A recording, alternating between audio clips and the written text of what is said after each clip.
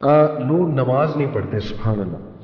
یعنی دے نو، دے سے دے claim to know کہ یس وی لو اللہ، ہمیں پتہ ہے اللہ کون ہے، لیکن ہاؤ کم؟ مجھے نہیں سمجھ آتی. اگر میں اپنے آپ کو دیکھوں، ٹو بی آنیسٹ، میں جب نماز نہیں پڑھتا تھا میرے کانسیپٹس نہیں ٹھیک تھے. مجھے ایسا لگتا تھا کہ نماز شاید جو ایک دو ہی پڑھ لو بس کافی ہے، اللہ کا لو اتنا زیادہ ہے، انفائنائٹ ہے، اللہ معاف کر دے گا. مطلب میں اپنی بات کر رہا ہوں.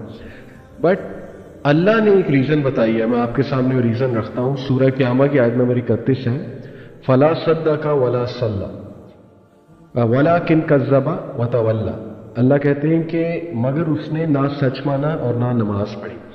میں سمجھتا ہوں کہ کہیں نہ کہیں جو نماز نہیں پڑھ رہا ہے نا، مجھے ایسا لگتا ہے کہیں نہ اس کو شک کہ پتہ نہیں اسلام ٹھیک ہے کہ نہیں ہے، یا اس کا فائدہ کیا ہے نماز کا. یہ بھی تو ایک شک ہو سکتا ہے نا، کیوں پڑھوں اتنا ٹائم میں کیوں نکالوں؟ حالانکہ کیا ٹائم ہے، 15 منٹ پر نماز پہ 75 منٹ آؤٹ آف 40 منٹ. کیوں نہیں پڑھتے نماز؟ مجھے نہیں سمجھ آتی، مجھے بڑا دکھ ہوتا ہے. آپ بتائیں آپ کیسے دیکھتے ہیں اس کو؟ علی بھائی آپ نے نوٹ کیا اسی آیت میں اللہ تعالیٰ کہنا فلا صدق ولا صلی ولکن کذب وتولی. اللہ تعالیٰ اتنے فرما دیتے نا کہ وہ سچا نہیں ہے، سچ نہیں بولتا اور نماز نہیں پڑھتا، تو میننگ وڈ بی سفیشینٹ. اللہ نے آگے کیا فرمایا؟ ولکن کذب وتولی، کہ وہ جھٹلاتا بھی ہے اور منہ پھیر کے چلا جاتا ہے. What does it mean? کہ آپ کو مسجد سے نماز کی اذان آ رہی ہے، اذان کی آواز آ رہی ہے اور آپ منہ پھیر کے چل رہی ہیں. آپ نے جو بات کی نا کہ ہاں ایسا کیوں کرتے ہیں، اس میں نمبر 1 ریزن ہی ہے کہ اللہ تعالیٰ کا پتہ ہی نہیں ہے. میں فار ایگزامپل ایک کمپنی میں جاب کرتا ہوں، مجھے اپنے CEO کا پتہ ہے، اس کی اتھارٹیز پتہ ہے، کیا کر سکتا ہے وہ، کیا کچھ نہیں کر سکتا.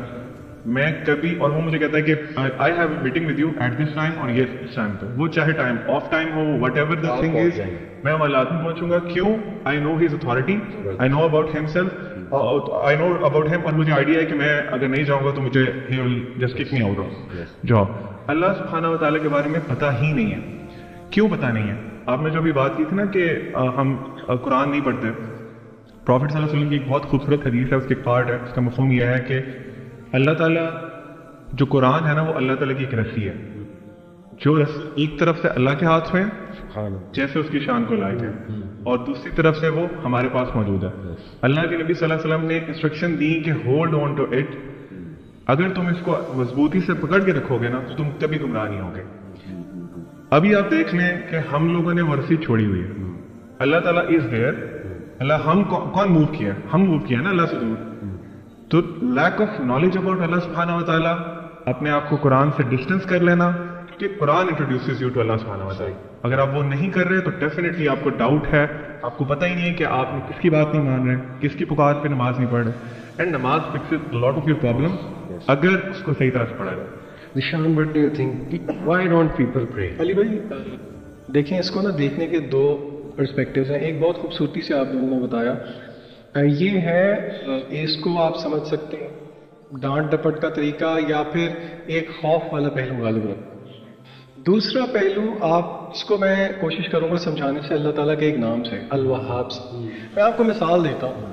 آپ مجھے ایک چیز کہتے ہیں کرنے کو، اللہ نے بھی ہمیں کہا نماز پڑھنے کو، ٹھیک ہے.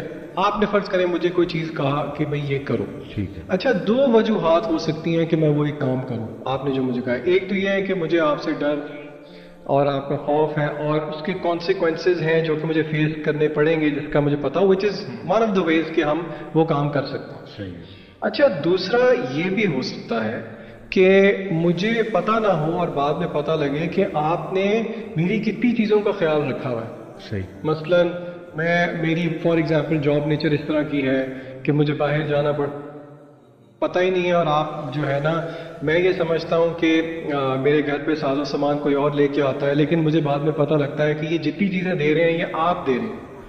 میرے دل میں کیا جذبات پیدا ہوں گے مجھے بتائیں؟ شکر گزاری کے جذبات پیدا ہوں گے؟ بالکل ہوں گے. آپ اس اعتبار سے واحد ہیں. عربی میں واحد کہتے ہیں گیور کو.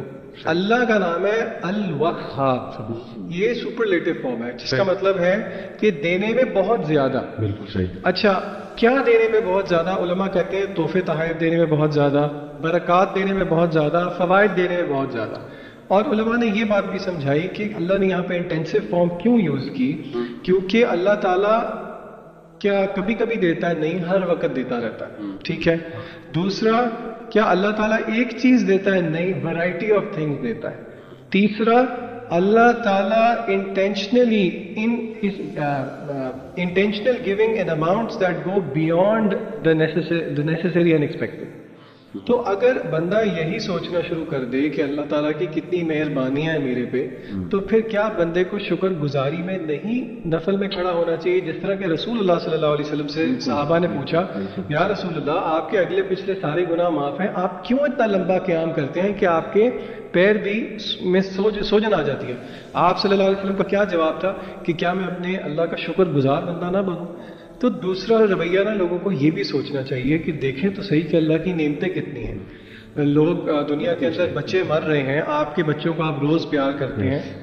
جہاں پہ مہنگائی بڑھتی ہے، لوگوں کے گھر میں 3 ٹائم کے بجائے 2 ٹائم چولہا جلتا ہے، آپ 4-5 دفعہ بھی کھا لیتے ہیں. کیا آپ کو اس چیز کا احساس نہیں ہے؟ تو لوگوں کو یہ بھی دیکھنا چاہیے کہ وی او سم تھنگ بیک ٹو اللہ. اللہ کو ضرورت نہیں ہے، اصل میں یہ میرے اور آپ کا ہی فائدہ ہے. تو یہ زاویہ بھی دیکھنا چاہیے. اور اللہ آپ کو بغیر ڈیزرو کیا دیتا ہے، آپ ڈیزرو نہیں کرتے کچھ بھی. اللہ